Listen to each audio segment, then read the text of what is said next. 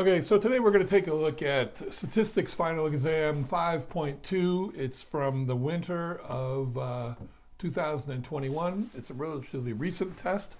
This first question, it says, each of the 180 students at a college plays exactly either piano, guitar, or drums. Everybody only plays one. So if you add up all these numbers, you should get 180 because everyone only plays one thing. The guitar and the drums are given the following table. Okay, blah, blah, blah. Okay. Now, first, it's a probability question, and they say find the probability that the student plays guitar. Okay, so basically keep in mind, whenever we're talking about probability, what we're talking about is the number of things we're interested in divided by the number of possible things. So if I take a look here, the probability of a student plays guitar. Well, these are all the students that play guitar. That's going to be 82 that I'm interested in. And there are, what they say, 180 students. And if you reduce it, you'll get 41 over 90. Now, for part B, and that's all there is to that one. Of course, it's only worth 1 point, but it's a pretty straightforward, pretty easy question. For part B, it says find the probability that a student is male given that the student plays the drums. Now, there's two ways to go about doing this. The easiest way to do this is to just take it off the table. So again, let me take a look here. If I'm going to talk about when they give you some information, well, first find the probability the student is male. Okay? Well, clearly these are all the males. Find the probability that a student is male given that they play the drums. Okay. Now that's then this. All right. So find the probability that a student is male given that they play the drums. If it's given that they play the drums, well, then this is the only number I need to be interested in. And then out of all the people that play the drums, so for B, there are 11 males out of 31 students that play the drums. Okay? Now, that's because the information's been given. Now, you also could do this as a conditional probability statement. The probability that a student is male given they play the drums, which means we're going to find the probability that a student is male and plays the drums, and then divide it by the probability that a student plays the drums. Probability of both divided by the probability of the given.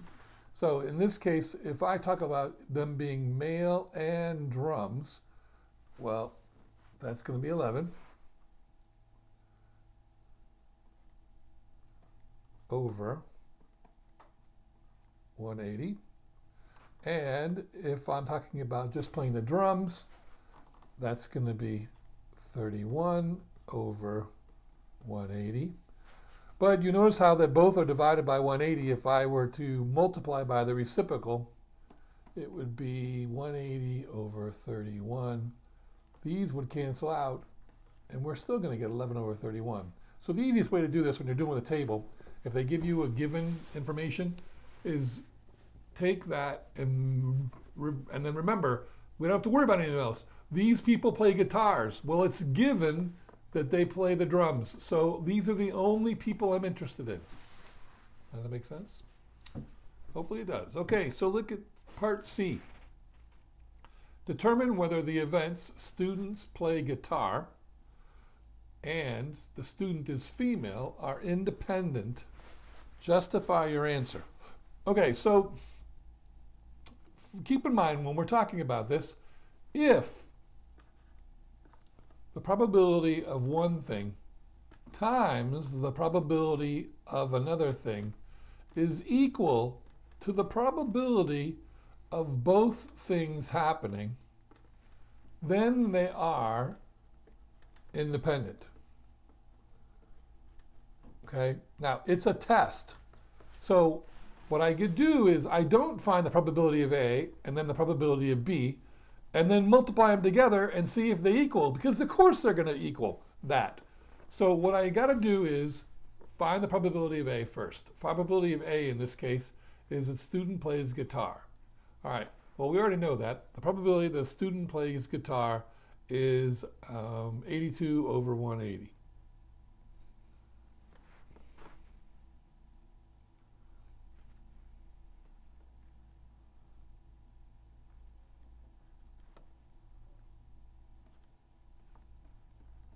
All right, now, that's the probability of A. Probability of B. The probability of B is that they play the drums. All right, well, we kind of already figured that out, but that's going to be, wait a minute. Oh, I'm sorry, I'm reading the wrong one.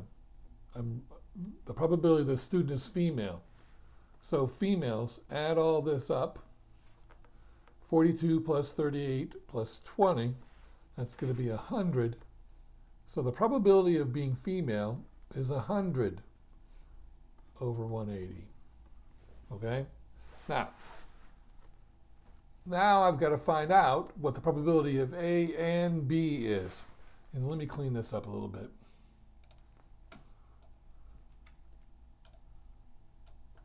Okay, so the probability of A and B. Now notice I'm not finding it by multiplying. The probability of a student playing guitar and being female. 38 over 180. All right? Now, the question is, do these things equal or not? If they do, then they're independent. If they're not, then they don't. If you multiply these two things together, you're going to find out that this is going to end up being 41 over 162, which does not equal 38 over 180. So because of that, so determine whether or not they're independent. They are not independent. I have to say those words because the question, just because I've shown this, I determine whether they're independent or not. I say they're not independent, and I justify it, and I say because the probability of playing guitar does not, or times the probability of being female does not equal the probability of playing guitar and being female. This is justification. All right? And again, if they see this, they're going to know that that's what you've done. But this is me spelling it out. Okay, so that's number one. And number two, we have a question, and it says the group of 6 people is chosen. Key word here, chosen, selected. We're talking about combinations.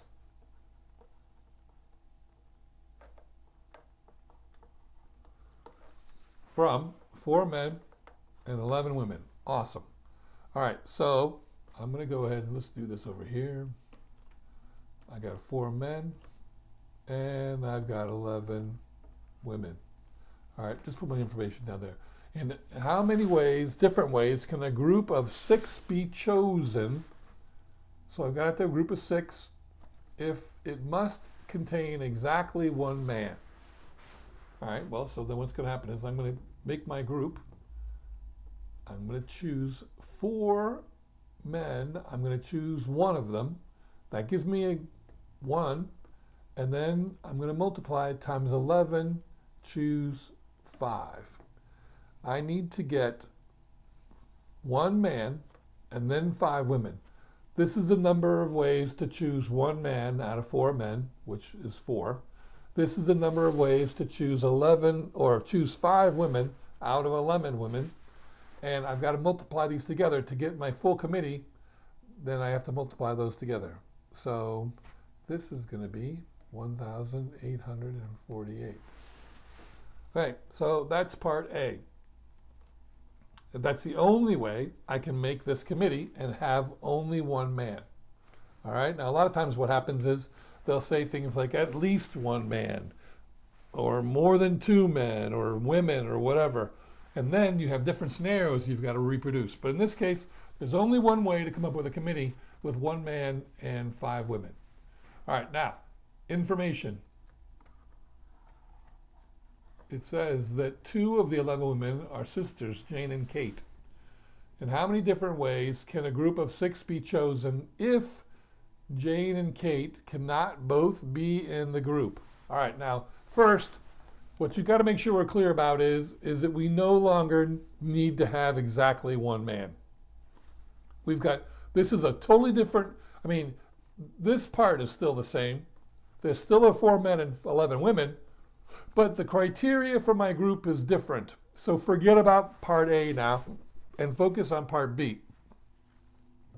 So the first thing I'm going to do is they want to make sure that both Jane and Kate cannot be in the group. Now, it's okay for Jane to be in the group, but not Kate. And it's okay for Kate to be in the group, but not Jane. What they don't want is they don't want to have a group that has both Kate and Jane in the group. Now, the easiest way to do this is to figure out the number of ways that both Kate and Jane are in the group. So I'm going to go like this, and I'm going to say I got my group here. 1, 2, and then 3, 4, 5, and 6. Now, Jane and Kate are in the group.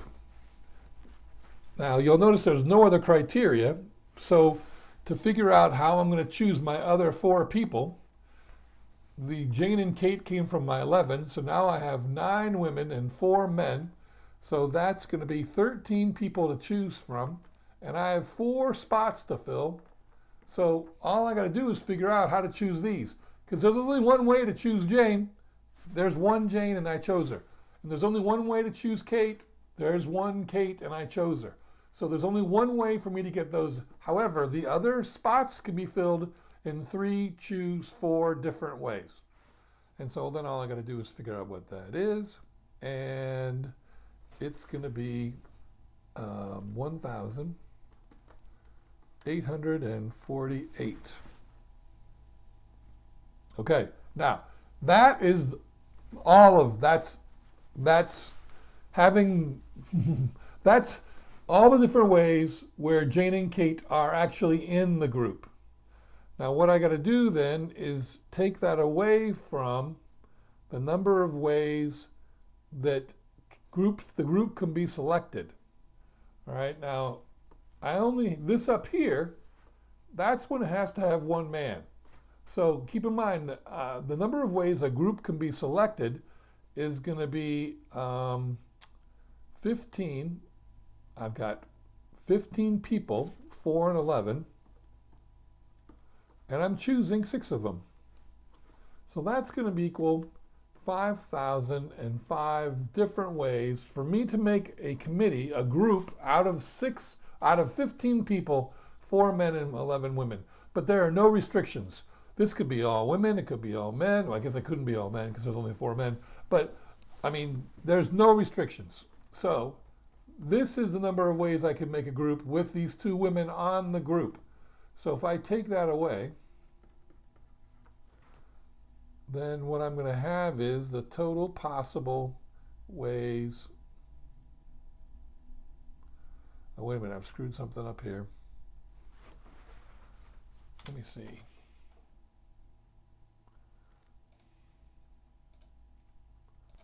Oh yeah, so I've written the wrong number.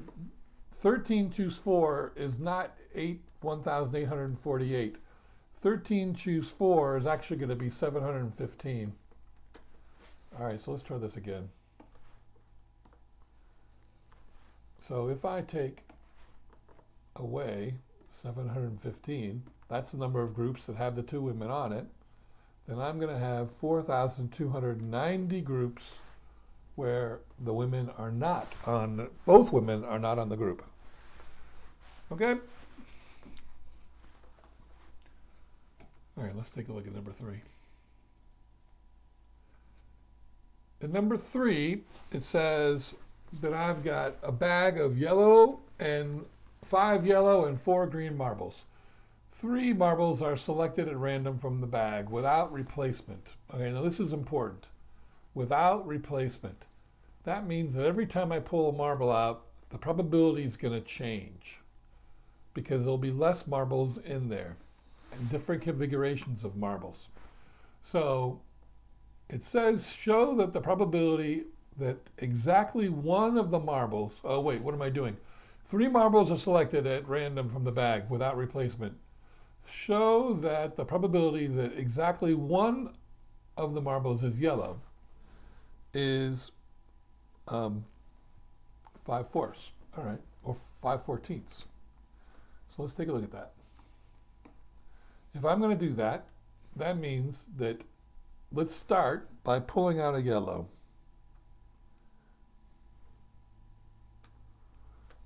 If I pull out a yellow, that's going to be, the probability of that happening is going to be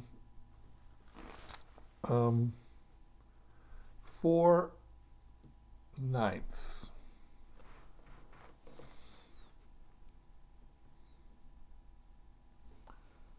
Oh, wait a minute. 5/9. That's the probability of pulling the first marble out and having it be yellow. There are 5 yellows, there are 9 altogether. Then the next one I pull out, well, I only want to get 1 yellow, so that means the next one's got to be green. The probability of getting a green one is 4, because there's 4 green ones, but now there's only 8 marbles. And then I need another green one. Well, now there's not 4 anymore, now there's 3. So that's 3, and there's not 8 anymore, now there's just 7. And so if I multiply all those together, I get the probability of getting a yellow, a green, and a green. Here's the trick though. You've got to make sure that you consider all the different situations. The order is important. This is implying that I am getting a yellow, and then a green, and then a green. So there's also a possibility of me getting a green, and then a yellow, and then a green. And there's also a possibility of me getting a green, and a green, and a yellow. Now there are the only 3 possible ways that I could do this.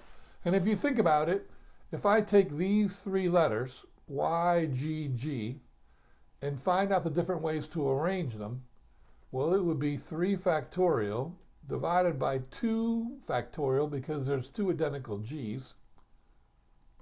Well, 3 factorial divided by 2 factorial is going to equal 3. So what I've got to do is multiply these fractions, 5/9, 4/8, 3/7, times 3, because there's 3 different orders in which I could have done them. And that's going to give me my probability. And when you do that, you should get that it's 5/14. All right, so that's part A. Now, in part B, they want us to go ahead and they want us to draw up a probability distribution table. And so let's think about this. If I'm pulling out 3 marbles, a bag of 9 marbles with 5 yellow and 4 green, what is and X is the number of yellow marbles selected, okay? Now, I am pulling out 3 marbles.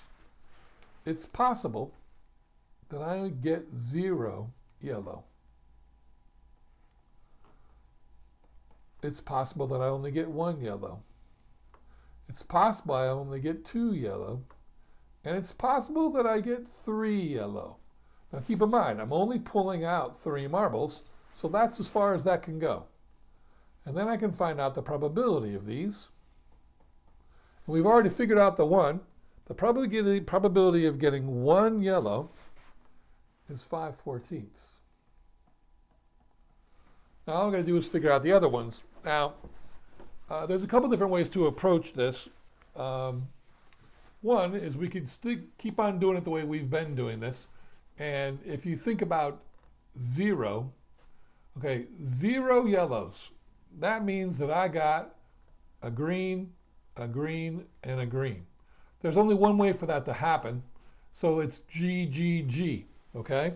I only can arrange 3 G's in one way. They're all, no matter how I move them around, it's always going to say G, G, G. So if I want to do that, there are 4 greens, 0 to 9, and then 3 out of 8, and then 2 out of 7. And if I do that, I'm going to find out that it's going to be 1/21.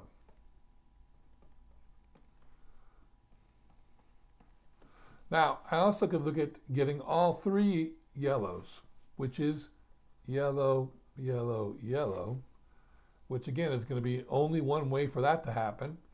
And so then what I can do is I can do yellow, which is going to be 5 ninths, and then 4 eighths, and then 3 sevenths. And when I do that, I can get 5 out of 42.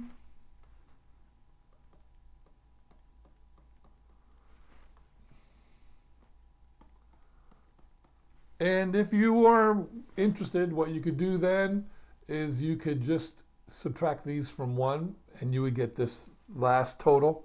But if we were figuring out, again, the way that we've been doing this, if I have to get 2 yellows, well, again, it's going to be very similar to this one. It's going to be yellow, yellow, green. But it could be done 3 ways, because it could be yellow, yellow, green, or yellow, green, yellow, or green, yellow, yellow. 3 different ways. Because again, if I arrange Y, Y, and G, there's 3 different ways for that to happen.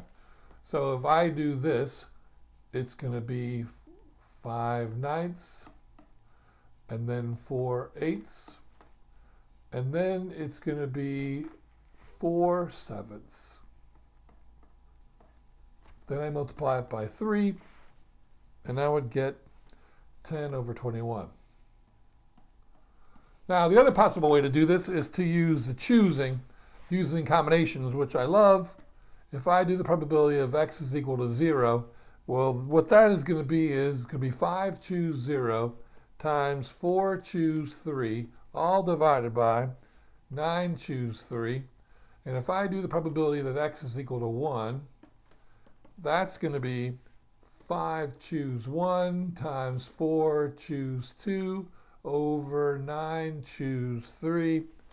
And if I do the probability that x is equal to 2, I could do 5 choose 2 times 4 choose 1 over 9 choose 3.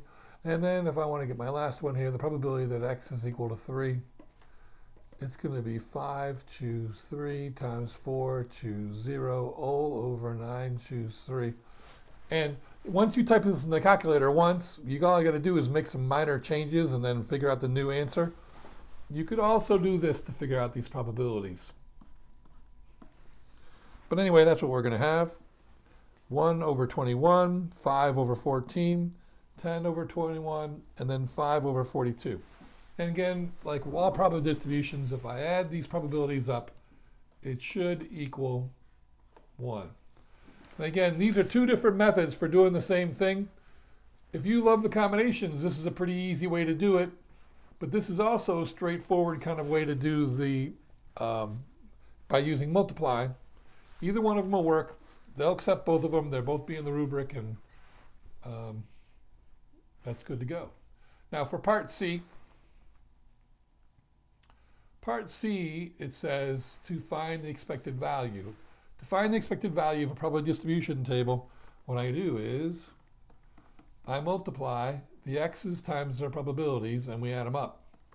So this is going to be 0 times 1/21 plus 1 times 5/14 plus 2 times 10/21 plus 3 times 5 over 42.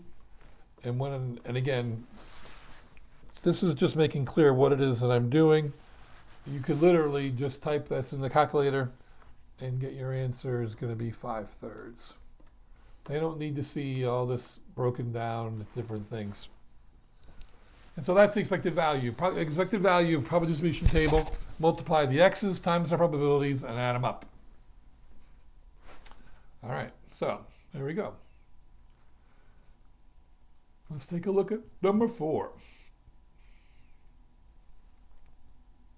In number 4, it says that how many different ways can 9 letters in the word telescope be arranged? All right, so once I see the word arranged, I'm now thinking permutations, okay? And one of the first things I want to consider is whether or not there are any duplications. And so for A, it's pretty straightforward, just how many ways I can arrange them. And what I'm probably going to do is I'm going to rewrite this with all the duplicate letters together, just so I don't mess it up. So clearly there's 3 E's, right? 1, 2, 3. And then I look at the rest of the letters, and I just kind of go T, and then L, S, O, P, C. All right, so 1, 2, 3, 4, 5, 6, 7, 8, 9, 9, 9. All right, double check to make sure you don't miss a letter, because this whole thing gets screwed up if you don't. So basically, if I want to find the number of ways that any things are being arranged, all I got to do is the number of things factorial, and then divide by the number of duplications factorial. In this case, there are 3 E's. So that's going to give me a total of 60,480. Okay? So that's part A. Part B. Part B says, in how many different ways can 9 letters in the word telescope be arranged so that there are exactly 2 letters between T and C? All right, so let's kind of spell this out. We have 9 letters. 1, 2, 3, 4, 5, 6, 7, 8, 9. So one way to go about this would be to go and put a T and a C here. All right, so then all I got to do is figure out how to arrange the rest of them. A T and a C. That means I no longer have 9 letters to arrange because the T is going to go here and the C is going to go here. So that means I've got 7 letters to arrange. There are still 3 E's, so I got to divide by 3 factorial. Now, oops, I screwed this up though. Let me catch this. It says, so there are 2 letters between them. So it's going to look like this. Okay? Now the thing is though, clearly that's not the only way this can happen. It could look like this. And it could look like this. And it could look like this. Don't get me wrong, you don't got to do all this. If you want to, we can just kind of go like this. 1, 2, 3, 4. And then clearly this is going to move over 1. That's 5. And then there's going to be another one that's going to be 6. The C one up here and the C one up here. That is 6 different ways. 1, 2, 3, 4, 5, 6 different ways. And so basically what I'm going to do then is I'm going to do 7 factorial over 3 factorial times 6. Now, I have to be careful because I need to ask myself, is there any other way that this could possibly happen? Well, there is. What if this had been a C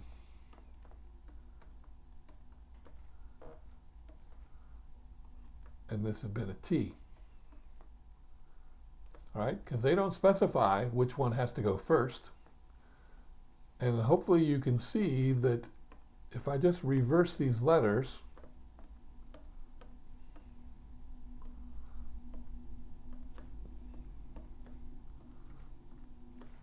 what's going to happen is I'm now going to have a C and a T, and then a T, and then a T, and then a T, and then a T.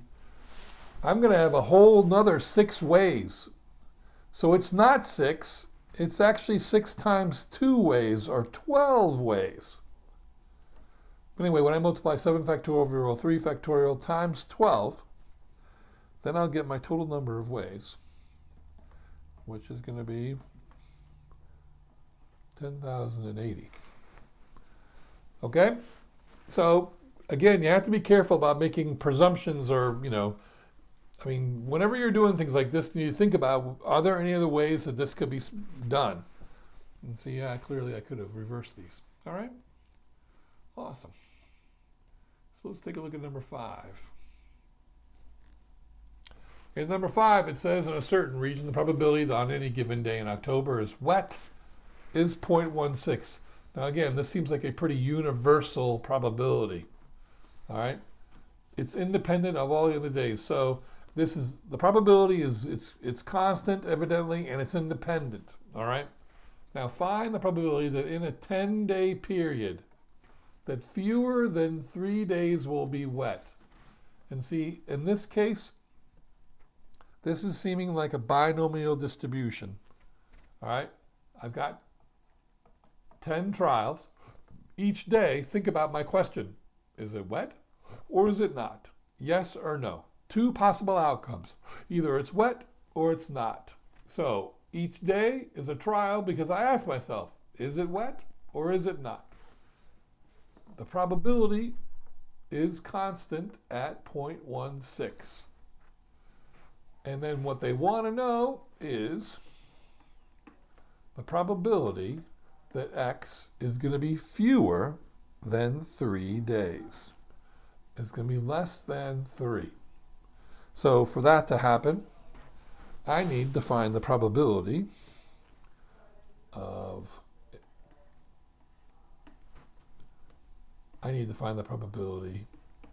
that X equals 0. I need to find the probability that X equals 1. And I need to find the probability that X equals 2. And the way that I'm going to do that, and the formula is in the formula sheet. And all I'm going to do is write this out. Probability of success is 0.16. Probability of failure is 1 minus 0.16. And see, I'm just copying this right now. All right, now keep in mind, in this case, I have 0 successes. And I have got 10 failures. Here I have 1 success and 9 failures. Here I've got 2 successes and 8 failures. 8 of the days it's dry, 2 of them are wet. All right, now all I got to do now is go to my calculator and do menu 7. And then number 4, binomial distribution, I'm going to use the list function. I'm going to push number 1 for list. I'm going to enter in the numbers 0, 1, and 2. I'm going to enter in the n is equal to 10. The probability of success is 0.16. And it's going to give me these probabilities. And all I got to do is write them down. 0.174901, 0.333145, 0.28555. Okay? Now, when I add all those up, it's going to be the probability of the number of days being either 0, 1, or 2, which is the definition of being fewer than 3 days.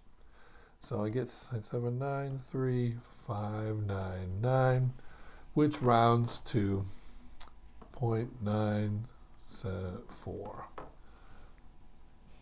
Okay? So that's part A. In part B, it says find the probability that the first wet day in October is the 8th of October. All right, so now here in this case, I need you to be switching gears because you'll notice how here I'm only interested in the first wet day. This is a geometric distribution.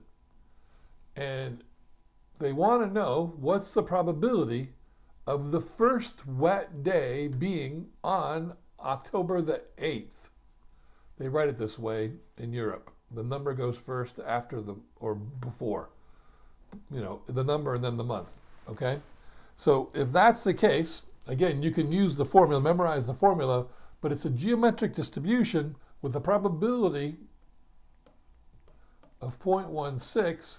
Well, basically all I got to do is I got to have some failures. And how many failures got to do? Well, if it's going to happen on the 8th day, that means I have to have 7 failures. That's going to be 0.84 fails.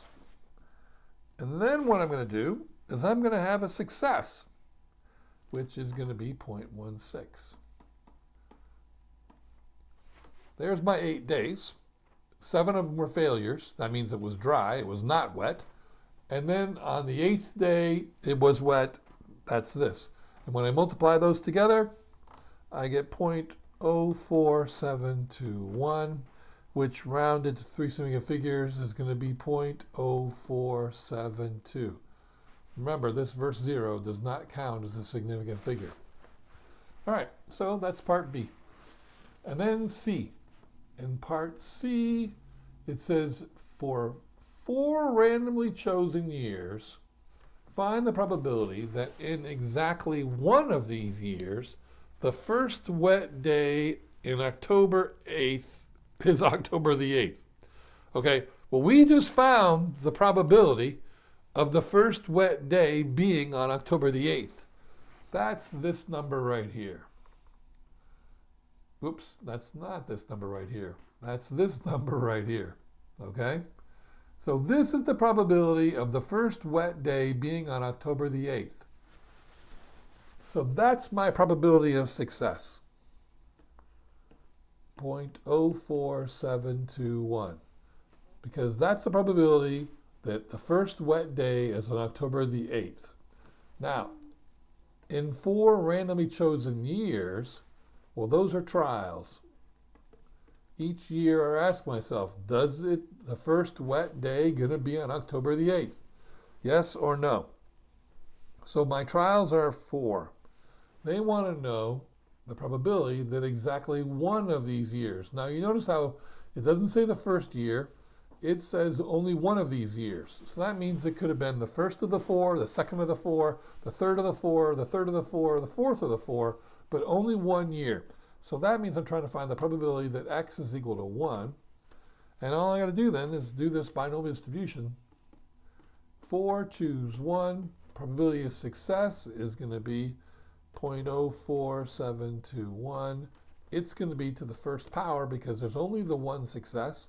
And then I do 1 minus this, which is going to be 0.95279. It's going to have 3 failures, because remember, there's 4 years. 1 of them is successful, meaning it was wet on the 8th, and the 3 of them were failures, meaning that it was not wet for the first time on the 8th. See, all I got to do then is figure that out, and I can use a calculator or probably just type that up.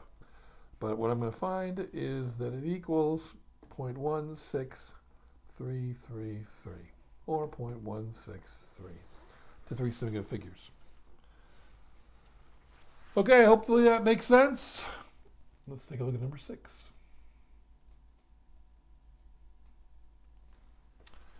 In number 6, it says that the times taken in minutes to complete a particular task by employees at a large company are normally distributed. All right, now, remember we talked about this. In the other questions, do you notice how they have not used the words, these are normally distributed, or this is a geometric distribution? It's very common for them to give you a situation and you have to figure out which one you're looking at. It's very common that they give you a normal distribution and they tell you that it is a normal distribution. They tell me the mean is 32.2 and the standard deviation is 9.6.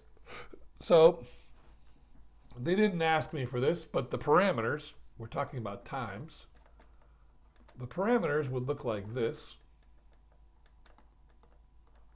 And then keep in mind, this is a standard deviation, so it would be 9.6 squared. All right, those are the things I'm interested in. Now, for part A, it says find the probability that a randomly chosen employee takes more than 28.6 minutes to complete the task. So I want to know the probability that time is greater than 28.6. Okay, so the first thing I'm going to do is I'm going to convert this into a z-score. And the way to do that is use my formula, 28.6 minus the mean, which is going to be 32.2, divided by the standard deviation, which is 9.6.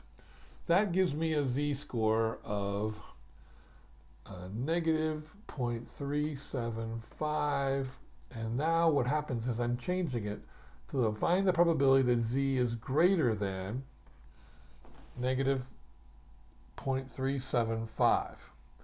Now what I would like you to be able to do is see that if I were to draw this, it's greater than a negative. The negative is clearly going to be down here, and it's going this way. If I took the positive version of the number and I did less than it, it will be the same exact thing. And so I'd rather you find less than a positive number. Now, at any rate, what's going to happen is you're going to go into your calculator and you're going to go to menu 7. In this case, what you're going to do is you're going to push normal CD. And then what you're going to put a lower boundary in. Now, the lower boundary in, if I'm doing this part that I just rewritten, that means I'm going to put a negative 9 times 10 to the 99th power. My upper boundary is going to be 0.375. And then I'm just going to press enter a couple times. And I get my probability is going to be equal to 0.646169 or 0.646. All right, that's part A. Now in part B, it says 20% of the employees take longer than T minutes to complete the task. All right, so let's take a look at that. What that means then is that the probability that T is greater, the probability that time is greater than this number that we don't know is going to be 0.2. Okay? So now what I'm going to do is I got to figure out what this T is. And again, I'm going to use this quick little picture. If I've got this number and it is got 0.2 above it, well, that means it's going to be somewhere over here.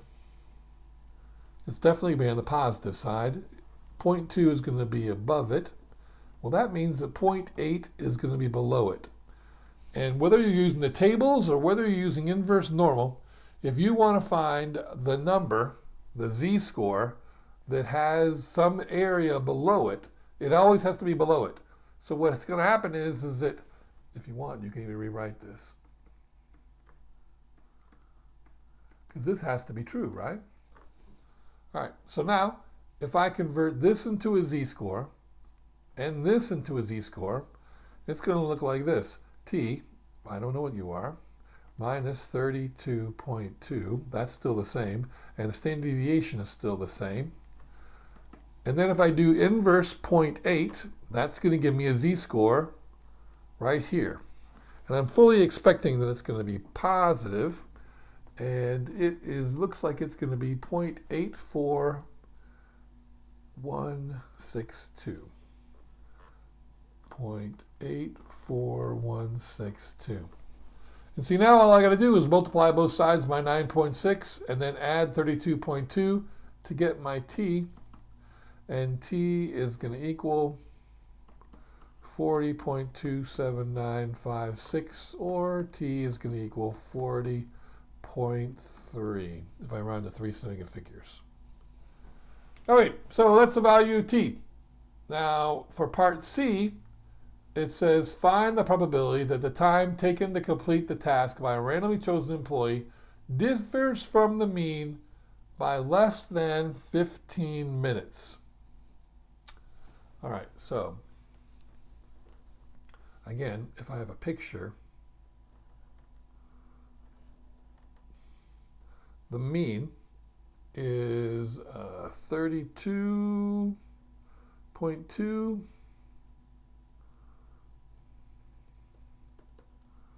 All right, that's the mean, right up the center. Now, that means there's 15 minutes here. So if I add 15 minutes to this, it's going to be 47.2. And if I take away 15 minutes from 32.2, that's going to be 17.2. And basically what they want to know is find the probability that the time completing this task, right, is somewhere in here. What's the probability? What's the area between those two numbers? And so there's a couple different ways to go about this. Let's try first by going ahead and figuring out the z-score for both of these. If I do 17.2, or let's do 47. 47.2 minus 32.2. Well, I know what it should be. It should be 15, right? Divided by 9.96, 9.6, right? And then if you think about it, the other one should be the same thing. It should be 17 minus 32, so it's going to be negative 15 over 9.6. This is going to be 15 over 9.6. And when I get that, I'm going to get here we'll put them in 1.56 and negative 1.5625. All right, so that's these numbers down here.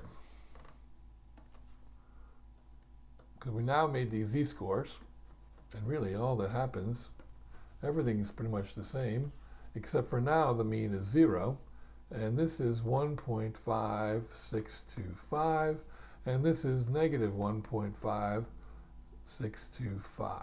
All right, now I need to find the probability between here and here.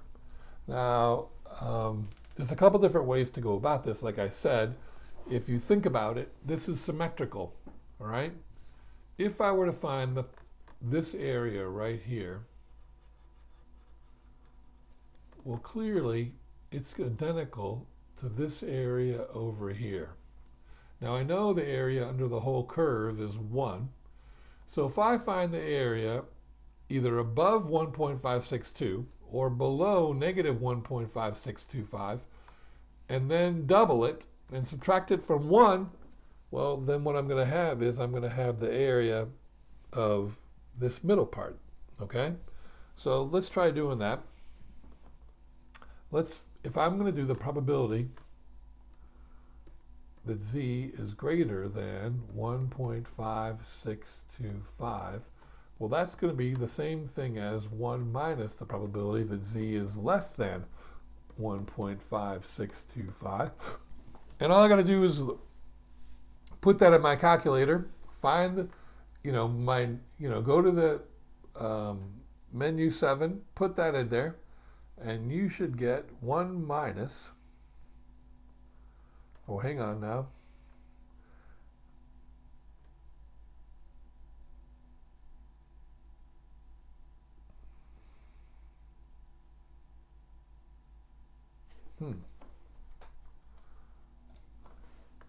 So if I find out the area below 1.56, it's going to be 90 something, and when I subtract 1 from it, I'm going to get 0.059805. Now keep in mind, that's this area right here. So if I multiply it times 2, I'm going to get 0.118170245. Now I have both of these areas. Now keep in mind, what I want to find is the area in the middle. So if I subtract 1 minus this, that's going to give me the area of the middle part, which is going to be 0.882 to 3 significant figures. All right, awesome. Let's take a look at the next one.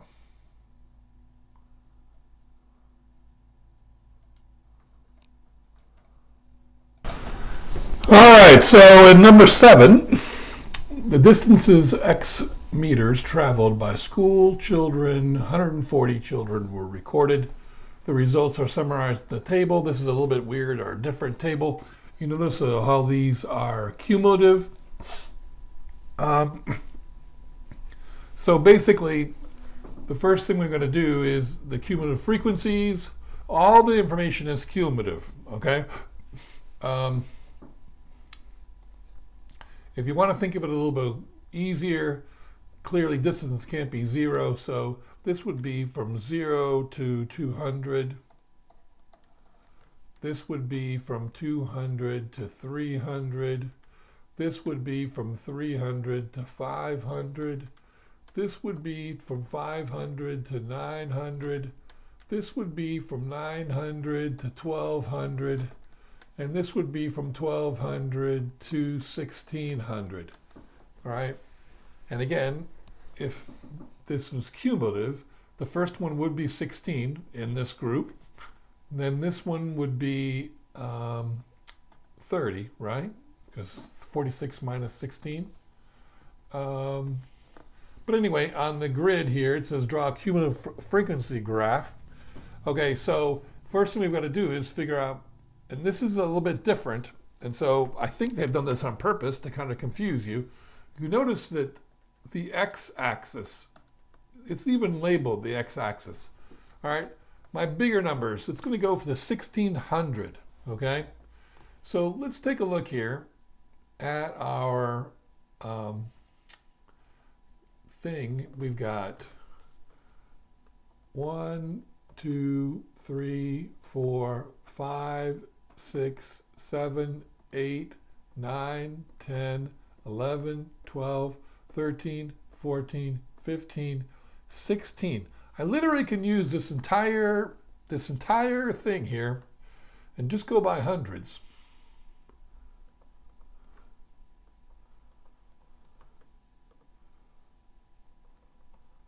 And don't feel like you have to label every single one, but I have started it and now I'm committed.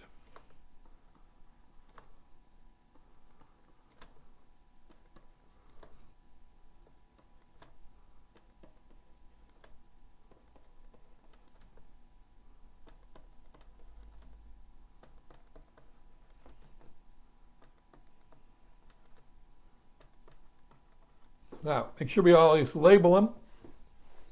So you recall the x-axis is going to be distance in meters. We're just going to write that right now.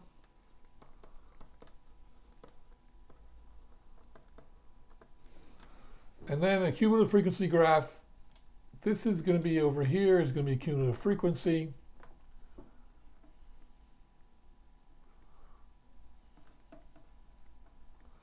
All right, so now again, our smallest number looks like it's going to go from 0 to 140.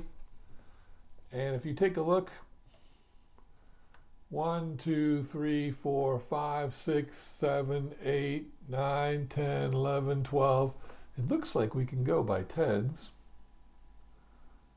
10, 20, 30, 40, 50, 60, 70, 80, 90, 100, 110, whoops. Let's see if I can get rid of that. 120. 130. And then 140. All right, so those are my numbers. Now what I need to do is I need to figure out my points. All right, so you remember that if I look at my classes, the class widths, my classes, my first point is going to be the lowest number possible and then 0. So my points are going to be, I'm going to put them here, 0, 0. All right. And then what happens is it's the top of each class and the cumulative frequency. So then it's going to be 216, and then it's going to be 346. And it's always an awesome idea to write the points very clearly so the person knows that you were actually doing the right points.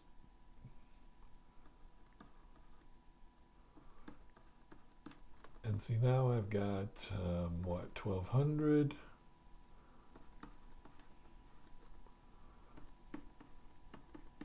And then I've got 1,600.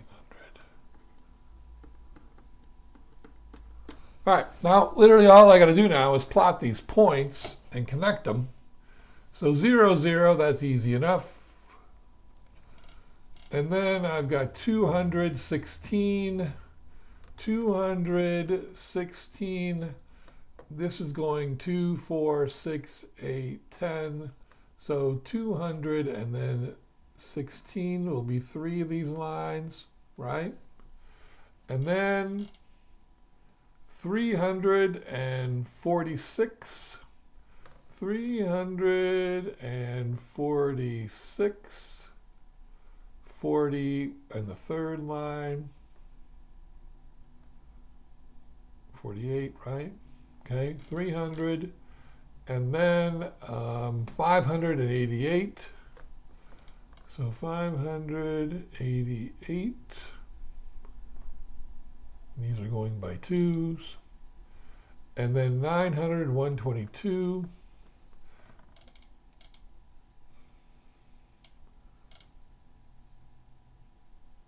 Did I miss one? No, I guess not. 500, 359. Okay. 1, 2, 3, 4, 5, 6. 1, 2, 3, 4, 5, 6. Okay. So, what do we say? 500, 900, 122.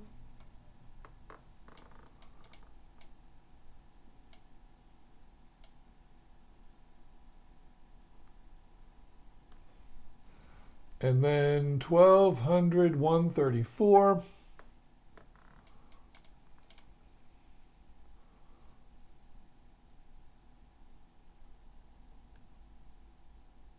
And then 1600,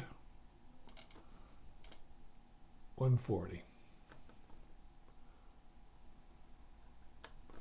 All right, now we got to connect these. Not sure how this is going to be for me. I got lines. We'll use this. All right, so I'm going from here to here.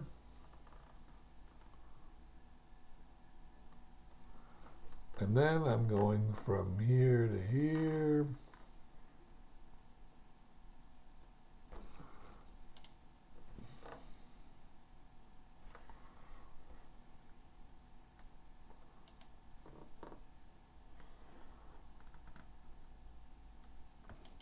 You're going to use your formula sheet, booklet or something with a sharp edge, because you can't have a ruler. All right, so I've got labels, I got points.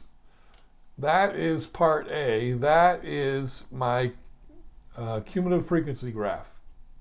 Okay? Now again, it's only worth 2 points. It's not that hard to do, but don't spend a lot of time, going crazy about, I mean, notice how the scale is pretty easy. Just, let that work for you, and also make it as big as you can. All right, use your graph to estimate the interquartile range. So interquartile range, let's see, we've got to do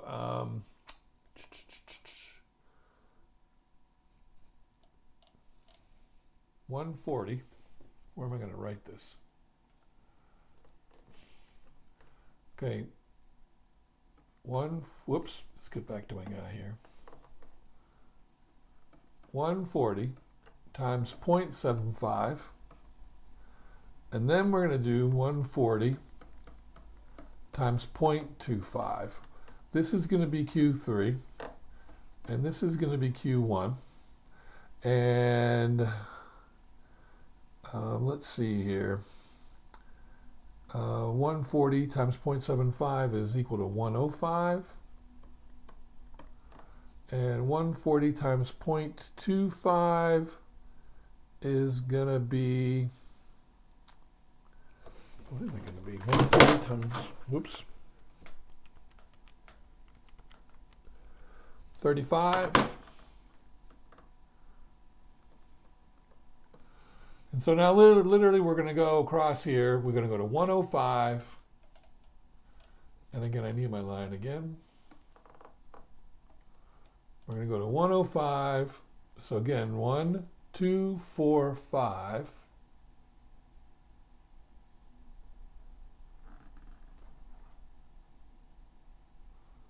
Looks like it puts us right there.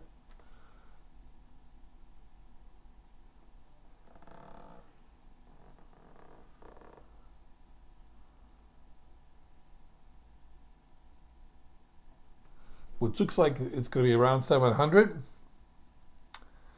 And then I'm going to do 35, which 32, 34, 35. That looks like it puts us pretty close to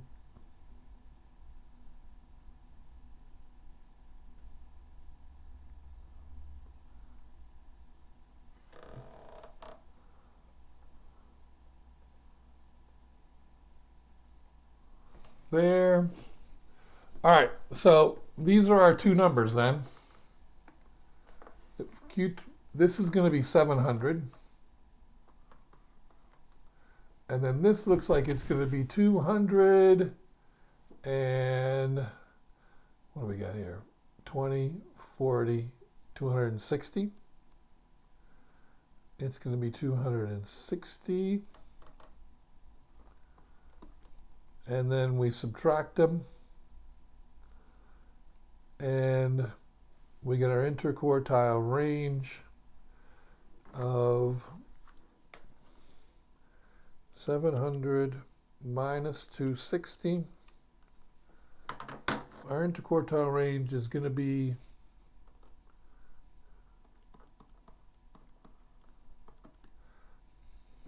about 440.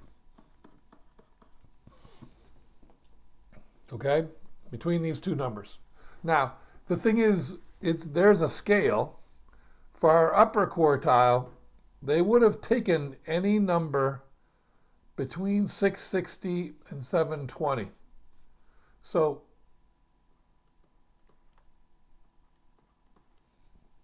$660 to $720, they would have taken those numbers.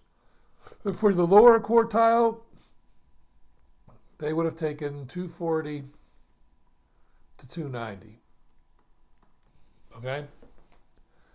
Now,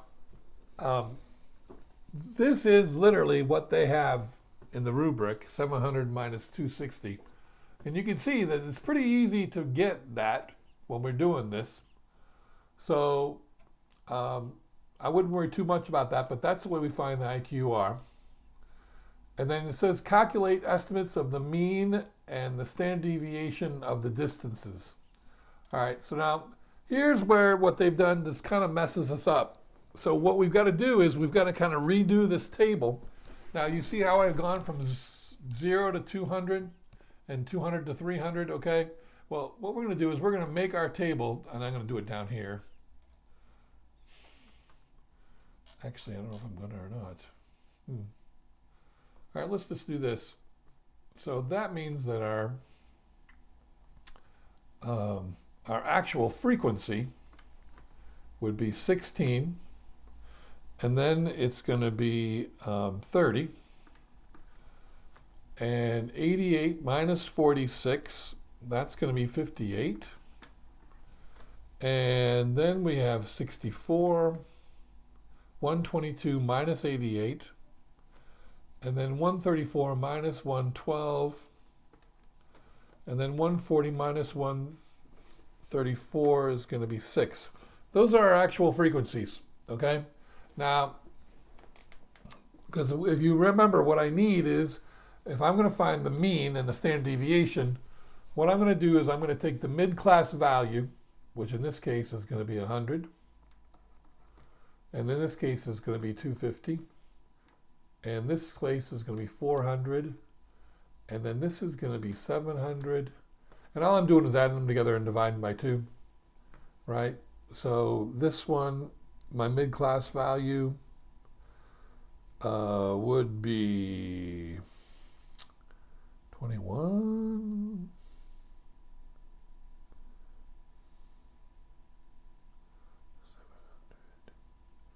1,050, and then the next one was going to be, let's see, 828, so that's going to be 1,400. Those are my mid-class values. So basically what I'm going to do is I'm going to take my mid-class values times the frequencies, and I'm going to add them up. So let's see what that looks like. We've got 100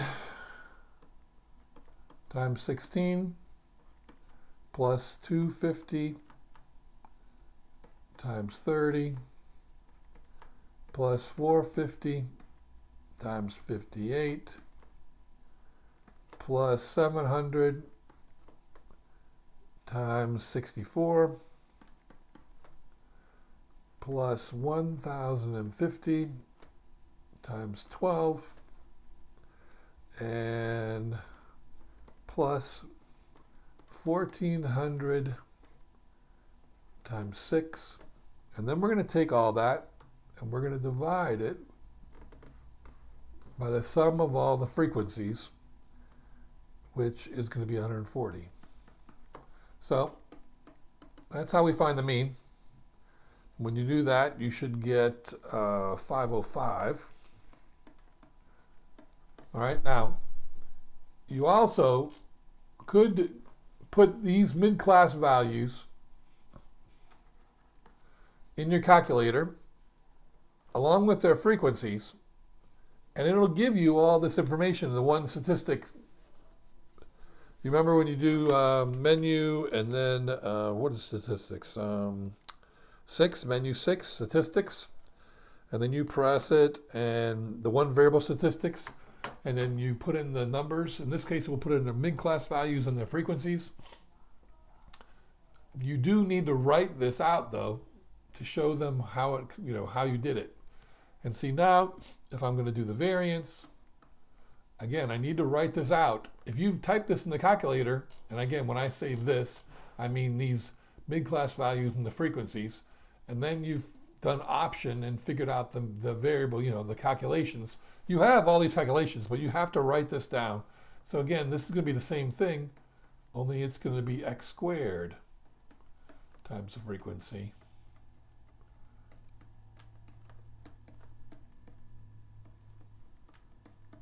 And again, it's really important that you write this down because they're going to be looking for the method.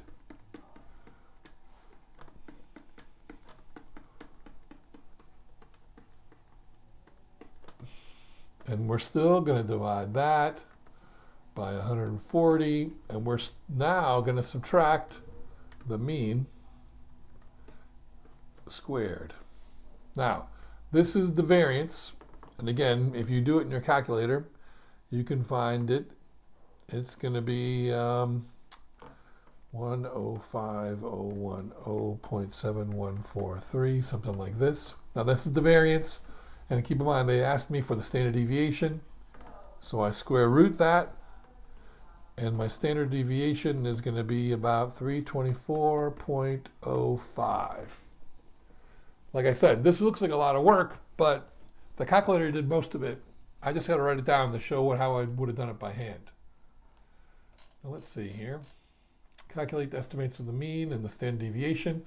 And again, all I got to do now, what will happen is in some cases, they'll give you a table that looks like 0 to 200 in the frequencies, and then you've got to make it into a cumulative frequency table.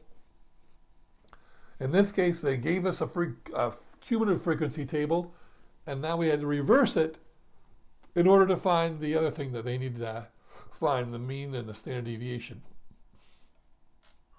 This last part, that's worth 6 points.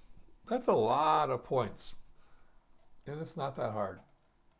All right, so hopefully that helped. That's all of this one. Hope to see you in class soon. Have a great day.